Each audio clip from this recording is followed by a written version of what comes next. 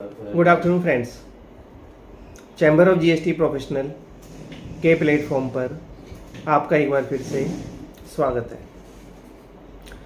आज का टॉपिक है section 61 read with rule 99 scrutiny of returns. आज हम बात करने वाले हैं ASMT 10, 11, ASMT 11, ASMT 12। ASMT 10 एक प्रॉपर ऑफिसर कैलकुलेशन करेगा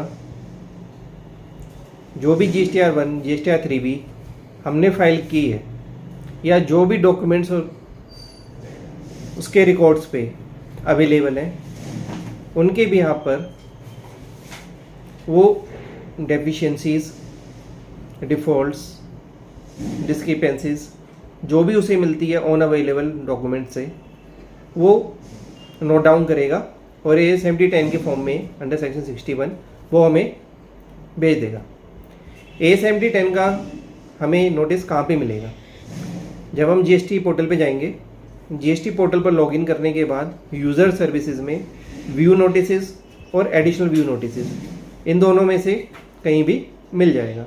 कई बार व्यू नोटिसेस में मिलता है, कई बार व्यू एडिशनल नोटिसेस में मिलता है, तो आपको दोनों चेक करने पड़ेंगे। तो ASMT 10 डिपार्टमेंट के द्वारा, प्रॉपर ऑफिसर के द्वारा टैक्स पेयर को इशू किया जाएगा। उसमें वो सारे पॉइंट्स जो भी उसके नॉलेज में आए हैं वो नोट डाउन करके आपको देगा।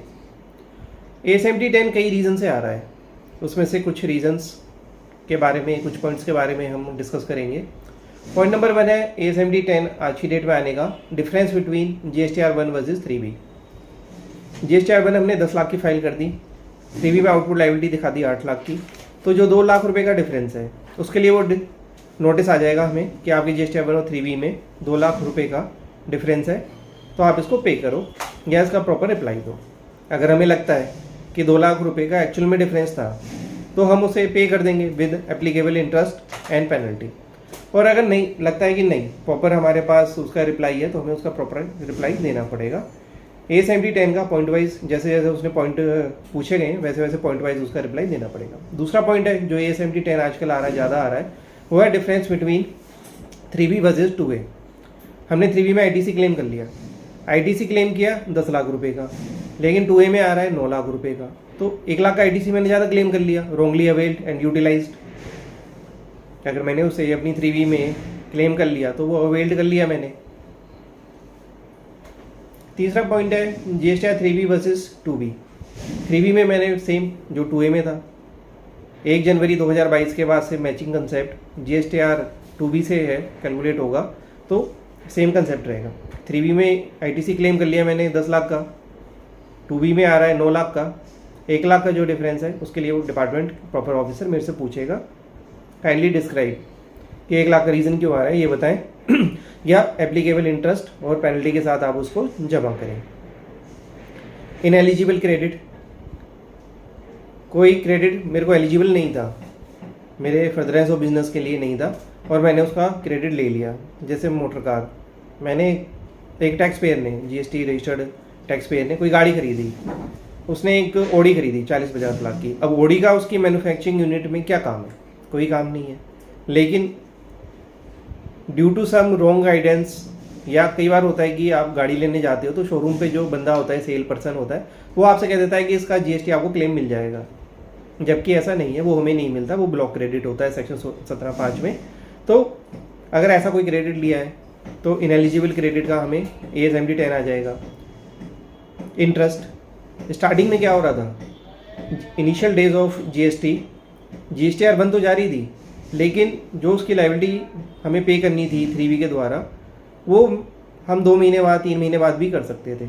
तो कई बार ऐसा हो रहा था, GSTR 1 तो मैंने फाइल कर दी, जुलाई की भी, अगस्त की भी, सितंबर की भी, 3B में बाद में फाइल कर रहा हूँ अगर मैं पहले की बात करूँ।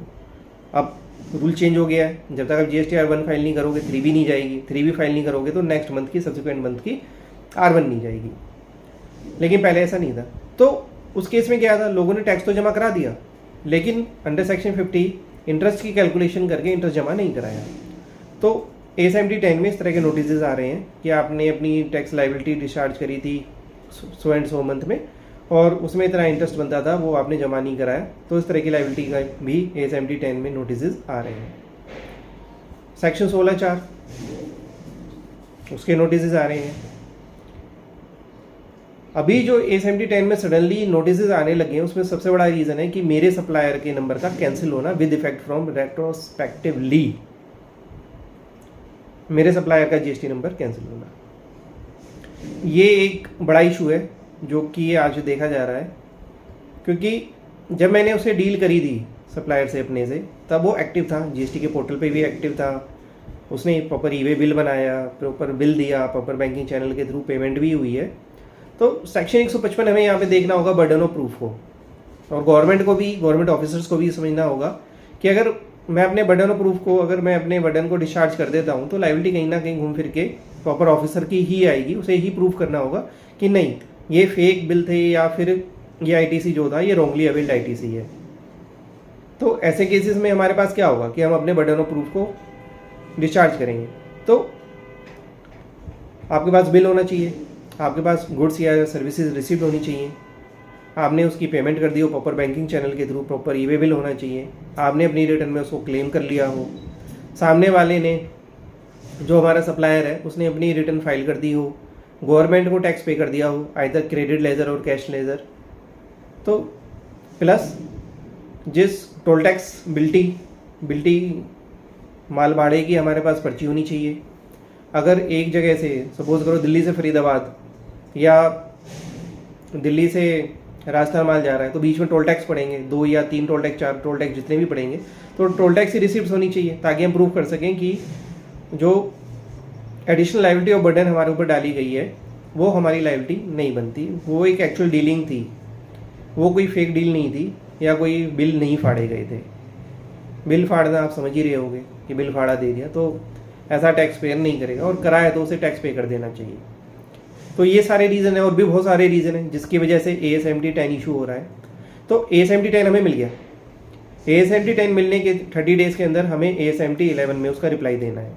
अगर हमें लगता है कि उनके द्वारा जो पॉइंटर डिस्क्रिपेंसीज जो नोट डाउन की गई हैं AS 10 में, जो भी 5 पॉइंट 10 पॉइंट 2 पॉइंट दिए गए हैं, अगर उसका प्रॉपर रिप्लाई है तो हमें प्रॉपर रिप्लाई बनाना है।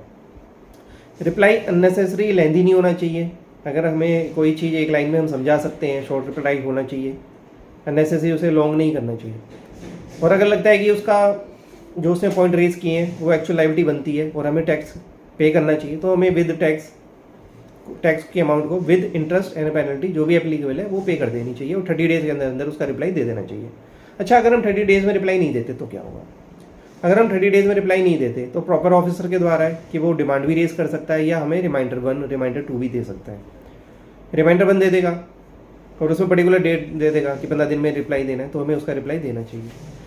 ठीक है, अब हम आते हैं कि हमने रिप्लाई दे दिया है, AS 11 में हमने रिप्लाई दे दिया है, तो वो AS 12 में ऑर्डर इशू करेगा। अगर वो सेटिस्फाई हो जाता है हमारे रिप्लाई से तो वो AS 12